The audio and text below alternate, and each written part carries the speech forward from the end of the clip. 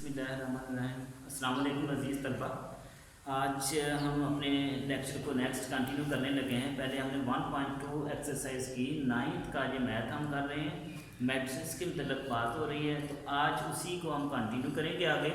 तो आज का जो हमारा टॉपिक है जिसके पे हम बात करने जा रहे हैं वो है addition and subtraction of matrix के जो मैट्रिक्स हैं आपके पास, उनको आप कैसे एक दूसरे में ऐड कर सकते हैं और कैसे आप उनको सब्ट्रैक्ट कर सकते हैं, तो उसको हम लेके चलते हैं। तो उसके लिए जो सबसे पहली कंडीशन आएगी कि मैट्रिक्स कब एडिशन हो सकती है और कब उनकी सब्ट्रैक्शन हो सकती है। तो उर्दू में उसको आप देखना चाहें तो ये कि अगर कोई दो हमारे पास ए और बी कोई से दो मैट्रिक्स हैं, उनको हम ऐड कर सकते हैं अगर उनका ऑर्डर, उनका मर्तबा बराबर हो।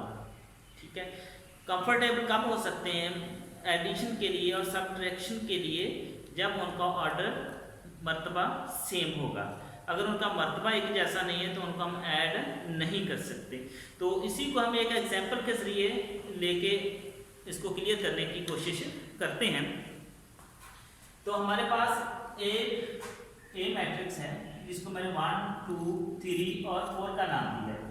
एक मेरे पास बी मैट्रिक्स है, उसको मैंने 3, 4, 5 और 6 का नाम दे दिया है। दो मैट्रिक्स है हमारे पास ए और बी।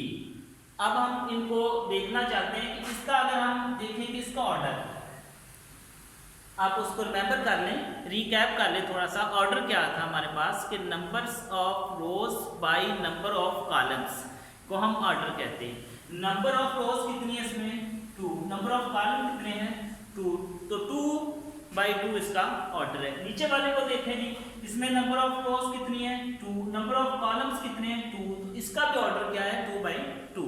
इसलिए ये दोनों जो आपके मैट्रिक्स हैं ये कंफर्टेबल हैं एडिशन के लिए। तो हम इसको ऐड करते हैं। कैसे ऐड करना है उसका तरीकाकार आपको बताते हैं। a प्लस बी, पहले ए वाला मैट्रिक्स जो आपके पास आ रहा है प्लस डाल के बी वाला मैट्रिक्स जो हमने लिया है 3, 4, 5 और 6। अब हम इन दोनों को ऐड करने जा रहे हैं। तो ऐड आपने कैसे करना है, इनको प्लस कैसे करना है, तो इसके लिए जो इसकी क्रॉसपॉन्डिंग एलिमेंट्स होते हैं जिनको हमने पीछे डिस्कस किया था, मुतनाज़रा अरकान या क्रॉसपॉन्डिंग एलिमेंट्स हैं, उनको हमने देखना है। 1 है इसका क्रॉसपॉन्डिंग है 3, 2 है इसका क्रॉसपॉन्डिंग है 4, 3 इसका क्रॉसपॉन्डिंग है 5, 4 इसका क्रॉसपॉन्डिंग 6। ये क्रॉसपॉन्डिंग में प्लस और माइनस होंगे। तो a प्लस बी हम लिखेंगे 1 प्लस इसका क्रॉसपॉन्डिंग 3, इसके बाद आ जाएगा 2 प्लस इसका क्रॉसपॉन्डिंग 4,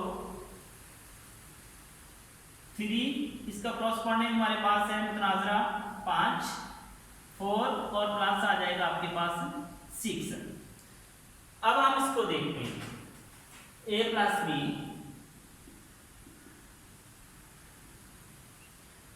1 और 3 को करें तो 4 हो जाएगा, 2 और 4 को करें तो 6 हो जाएगा, 3 और 5 को करें 8 हो जाएगा, 6 और 4 को करें तो 10 हो जाएगा। तो ये इसका आंसर निकला है। दो मैट्रिक्स थे हमारे पास, उसको हमने ऐड कर दिया। उसके बाद हम इसको देखते हैं, इसके साथ एक और चीज़ हम देखते हैं एडिटिव इनवर्स के हवाले से। एडिटिव इनवर्स क्या होता है? एडिटिव इनवर्स होता है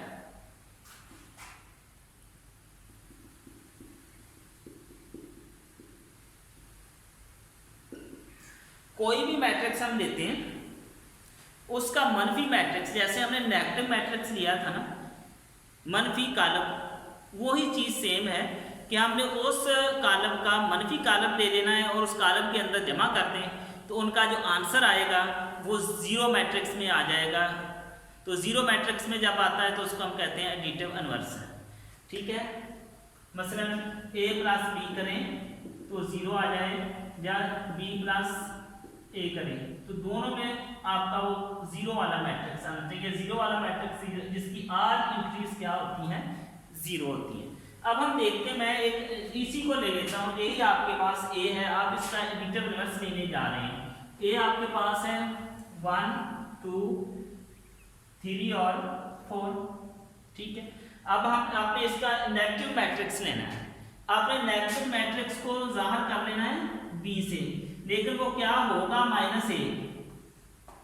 जाहिर उसको बी से करेगा, होगा -a। इसका मतलब -a का मतलब कि आपने ए वाले मैट्रिक्स को माइनस से मल्टीप्लाई कर दिया है, उसकी सारी यूनिट्स को आपने माइनस कर दिया, उसकी साइन चेंज कर दी, ठीक है। उसको -a भी लिख सकते हैं, लेकिन मैंने उसका नाम b रख दिया। अब a और प्लस b करें, यानी ये वाला a और ये जो नया b आपके पास बना है, इन दोनों को प्लस करें तो हमारे पास क्या रिजल्ट आता है। मैंने इसको लिख लिया, प्लस डाल के -1 -2 -3 और -4। अब इसको हम देखते हैं क्या रिजल्ट हमारे पास आता है।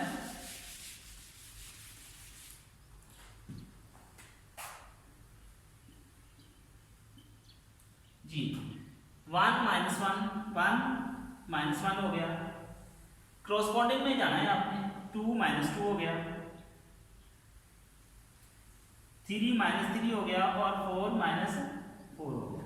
अब a प्लस b आपके पास आ गया 0 0 0 और 0, तो ये आपका एडिटिव इनवर्स है, a का एडिटिव इनवर्स आ गया। दोबारा इसको देख लें कि जिस मैट्रिक्स का, जिस कॉलम का भी आपने एडिटिव इनवर्स लेना है, उसका नेगेटिव मैट्रिक्स ले लेना है आपने, उसका नेगेटिव कॉलम ले लेना है और उसका जो ओरिजिनल कॉलम है उसमें उसको ऐड कर देना है। आंसर आपके पास 0 वाला कॉलम आ जाएगा, 0 कॉलम जो आता है जिसकी ऑल एंट्रीज 0 होती है, ठीक है।